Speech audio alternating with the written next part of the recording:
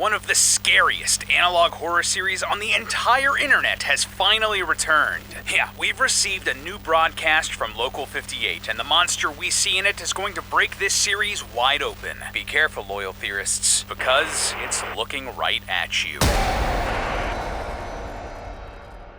Hello Internet, welcome to Film Theory, the show that wants you to go outside and look at that big subscribe button in the sky. Isn't it beautiful? Don't you just want to click it? So, it's been a minute since we've covered a classic analog horror series here on the channel, but thankfully a new episode of Local 58 just dropped on Halloween, so I had to look into it. If you don't know, Local 58 is an analog horror series created by writer and artist Kris Straub. If you're unfamiliar with Straub, you probably do know some of his other work or series that have been influenced by him, like his Creepypasta Candle Cove, all about a children's show that only children could see, went mega viral back in 2009 and was actually adapted into a season of the Sci-Fi Channel series Channel Zero. We just love to see online creators getting the success and respect they deserve. Anyway, Local 58 is all about a local broadcast channel named WCLV-TV in Mason County, West Virginia. On the surface, it just seems like a fairly typical local TV network airing movies and documentaries and the like, but things get way creepier as you watch.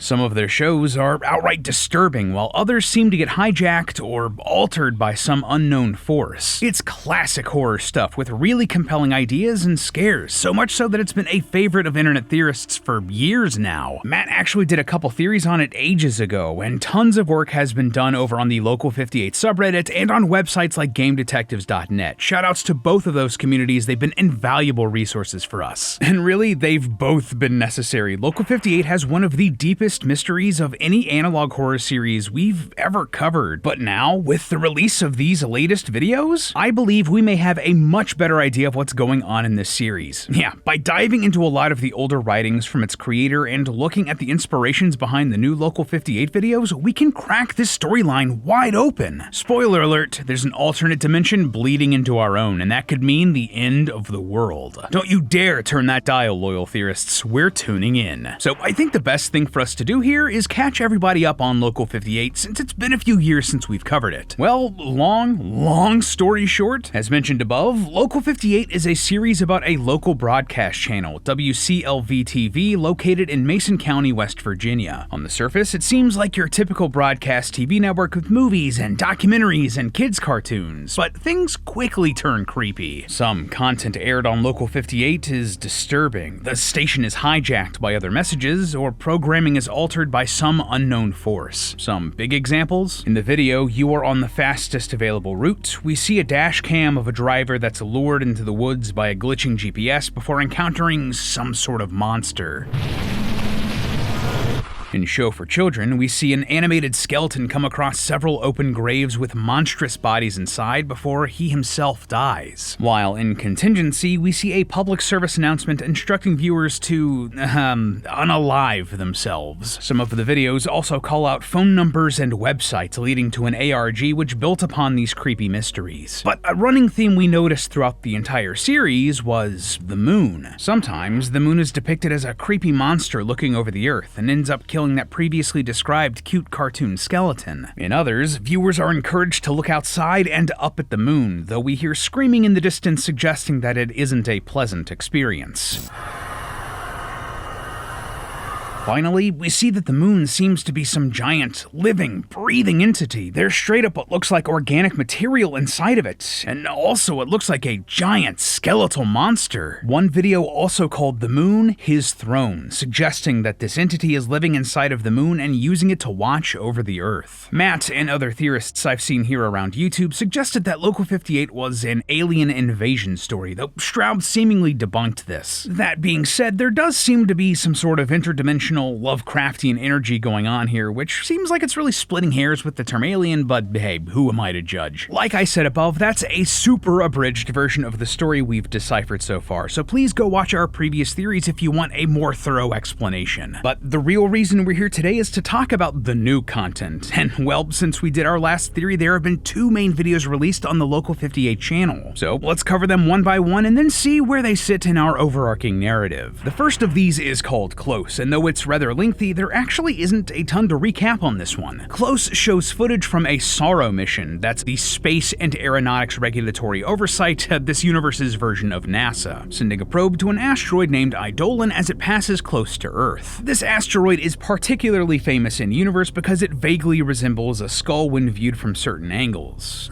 A celestial body that looks like a skeleton. Doesn't that sound familiar? Also, Eidolon is a word meaning idealized person, like someone you might want to put on a throne. Just food for thought there. Regardless, most of the video is just footage from the mission and information about both the asteroid and the lander being sent towards it. However, as the probe gets closer, the footage starts getting glitchy and we see a door on the asteroid. Yeah, like straight up a door, like one you'd see in your house. The video feed gets super choppy before the lander makes contact, but the door then opens, revealing organic material inside of the asteroid similar to what we've seen on the moon. Then, an unseen force throws the lander back out into space. Cut to black, cue the end of the video. Again, interesting choices made here if the creator's trying to lean away from that whole alien angle, but you know, whatever. So, There's a lot going on here that we should talk about, but the thing that really jumped out at me first, other than the whole door on the asteroid thing, was the discussion about seeing the skull or face in the asteroid. The video tries to make it clear that this is just a scientific coincidence. It just so happens that when light hits Eidolon at the right angle, it looks like a skull. This is a real-world phenomenon known as pareidolia, which is the human instinct to see patterns where there are none. This is especially true for faces. We humans just love seeing faces in everything, from clouds to houses to fruit. But this actually goes one level deeper for us here in the context of this Local 58 video. Yeah, pareidolia in celestial objects is incredibly common. The most famous or infamous example of this is the face on Mars. If you don't know, when we first imaged the surface of Mars with probes, a region of the planet known as Cydonia exploded in pop culture because of one particular mountain that looked like a human face. Conspiracy theorists took this and immediately ran with it as proof of extraterrestrial life and intelligence on Mars. This was surely a giant statue from an ancient civilization, right? Well, not so. Further images of the location showed the same mountain with different lighting, and believe it or not, but it was just a regular mountain. The sun was just hitting the rock at the right angle, and we took the picture at the right time to make it look like a face. But all that being said, given Local 58's history of taking real conspiracy theories and using them as inspirations for its lore, that seems to be the same thing that's happening here, that this Eidolon asteroid actually is evidence of some sort of ancient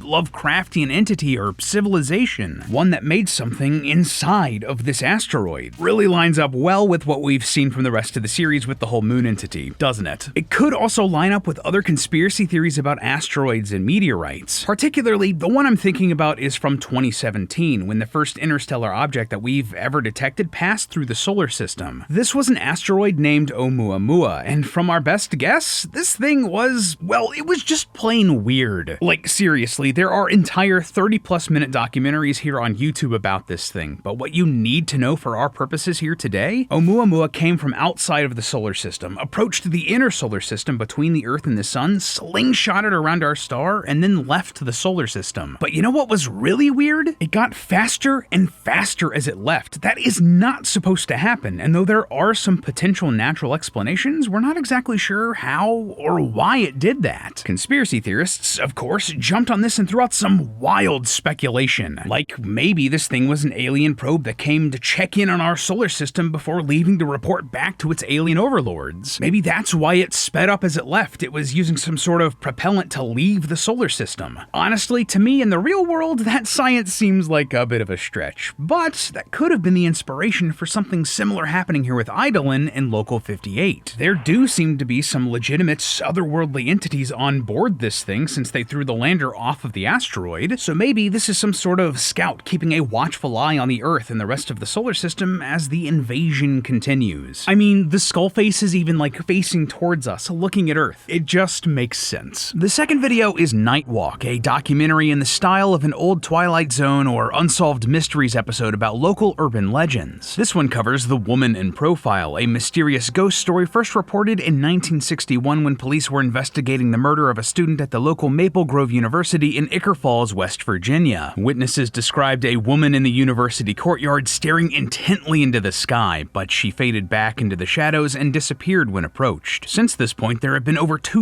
sightings in the area, and curiously, she has only ever been seen in profile. The one child who saw the woman believed that she was still watching him during their encounter, saying, quote, "The lady can see me even though I'm not up there. It's creepy stuff, and there's a good reason for that." Towards the end of the video, we suddenly cut to some found footage of a camcorder taken on November 24th, 1996. That's almost 35 years after the woman in profile's first appearance. Here, we see the woman in profile against a sunset, but if you look closely, you'll see that the back of her head looks like another face. However, as the tape goes on, a flashlight crosses the woman, and it's revealed not to be a woman at all. Instead, it's some sort of creature. Its head only looks like it's looking to the side, but in actuality, it's looking directly ahead, directly at you. We then see the text, "A predator cannot differentiate between prey and accomplice," flash on screen as the video ends. So, okay, that was also a lot. Where do we even start breaking this one down? Well, the first thing I wanted to call out was the use of the phrase, "A predator cannot differentiate between prey and accomplice." This is actually not the first time this text has shown up in the Local 58 series. It was found in earlier videos and in the ARG, and we believed that it was pointing towards the monster in the moon. There is clearly some sort of cult following this entity, but in the end, the entity will not be able to tell the difference between its followers and the rest of humanity, between its accomplices and its prey. So right off the bat, that's building a connection between this woman in profile creature and the entity inside of the moon, and that isn't the only connection here. Everyone who has cited the woman in profile consistently believes that she's looking up at something, so much so that witnesses often follow her gaze upwards to see what she's looking at. As we've already talked about, in the Local 58 universe, looking up in the sky is potentially very dangerous since the moon seems to have some sort of psychological impact on anyone that stares at it. Could this creature known as the woman in profile be trying to trick humans into looking up into the sky at the moon? Also, though it's not directly related, one of the newspaper articles we see in the video mentions a mine collapse where many of the workers there died. We're briefly given a list of casualties, including several people named Mooney. Just an interesting factoid and yet another connection with the moon. This monster is clearly connected to all of the cults and creatures and predators associated with the moon. Oh, and also, this is a very small thing, but I think it's worth pointing out that prey and predators actually have an evolutionary distinction between them. Generally, animals that are prey have evolved to have eyes on the sides of their head, giving them a wider field of vision to spot potential threats. Conversely, predators often evolve to have eyes on the front of their head so they can better focus on their targets. Isn't it then interesting that this woman in profile seems to have evolved to make people think it's looking to the side, putting them at ease because it isn't looking at them, but in reality, it's actually staring directly at them. A predator evolved to make its prey think it's not a threat. It's just a great little detail. So that's a surface level analysis of these videos, but what more can we find if we dig just a little deeper? Is there anything else in here that tells us about Local 58 as a whole series, a whole universe? Well, that isn't a rhetorical question, loyal theorists, because the answer is absolutely yes. One thing that really stuck out to me was that the Nightwalk episode called Mason County, the location where this entire series takes place in, home to what some call the most haunted cities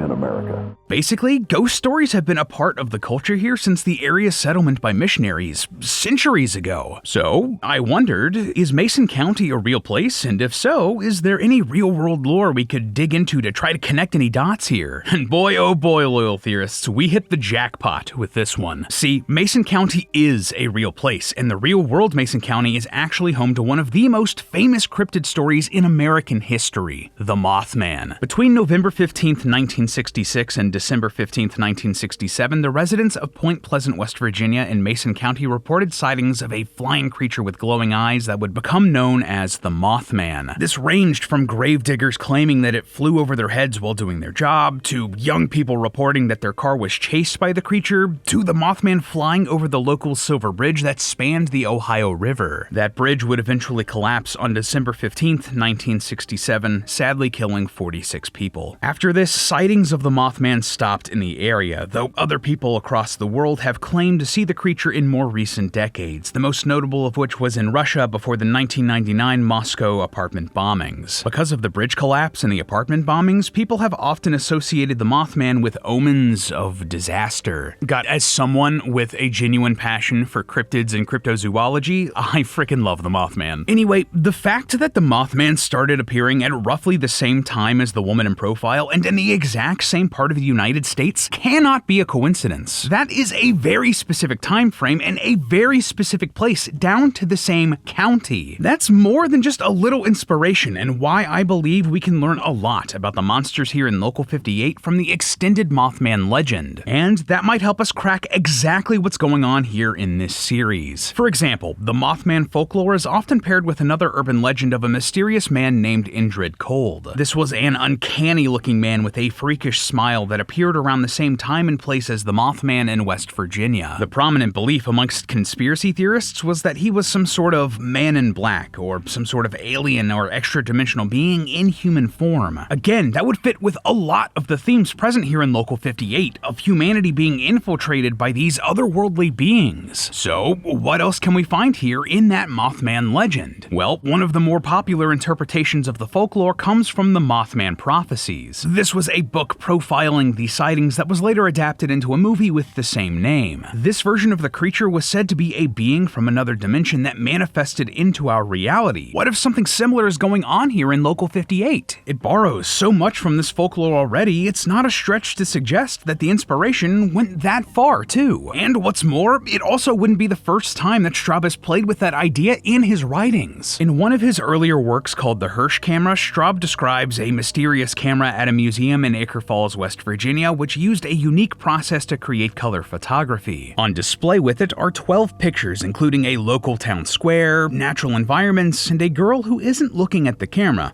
Doesn't that sound familiar? A coincidence, I'm sure. But here's the thing. All of the pictures do not line up with historical record or other photographs of the same time. Instead, they depict buildings that never existed, trees with human hands at the ends of their branches, people crawling on all fours, or a man with a grossly distorted head. If I were to take a guess here, my interpretation of what's going on is that whatever process this inventor used to create this camera isn't taking pictures of our world. Instead, it's taking pictures of the same time and place from another world. Another dimension. What if that dimension here is what we're seeing bleed over here into the real world in Local 58? What if all of the weird happenings and the broadcasts getting hijacked and the moon looking weird and the woman in profile are all from this alternate dimension? Now, you might think that, wait, this is a completely different thing that Straub wrote. Can we really connect it to this ongoing Local 58 story? And that is fair to point out, but Straub is an author who has gone out of his way to connect all of his works before. Remember at the top of the episode when I talked about Candle Cove, that creepypasta that Straub wrote back in the day that was so popular and influential that it was adapted into a Sci-Fi Channel series? Well, that creepypasta mentions that Candle Cove aired on Channel 58, and Straub has confirmed that this is the same channel as Local 58. Its official name, WCLV-TV, is even a reference to Candle Cove, so it's entirely reasonable to assume that other works like the Hersh Camera could also be connected too. And even more importantly for us, the Hersh Camera and all of its photography was created in Acre Falls, a fictional location created by Straub and one of the towns directly serviced by Local 58. All of the paranormal happenings we see here in Local 58 are because of some crossover with an alternate dimension, maybe the same one described here in the camera's story. And honestly, that would explain so much. If the entities are from another dimension, that may explain why Straub insists they aren't aliens, they're dimension hoppers. That could also explain why the woman in profile creature is able to disappear so easily. It's fading into the shadows, out of this world and back into its own dimension. It could explain why people the world over aren't freaking out all the time over the moon if it has a giant skeleton in it. Maybe you just have to be in a very specific place like Mason County, West Virginia to even see it. But if you do, it's certainly seen you too, and that could be the end of you. But hey, that's just a theory. A film theory! And cut! Up next on Film Theory. There is so much more to Gooby going on than the happy-go-lucky surface would have you believe. An evil being literally worming its way into reality through the television and punishing any children that refuse to play along.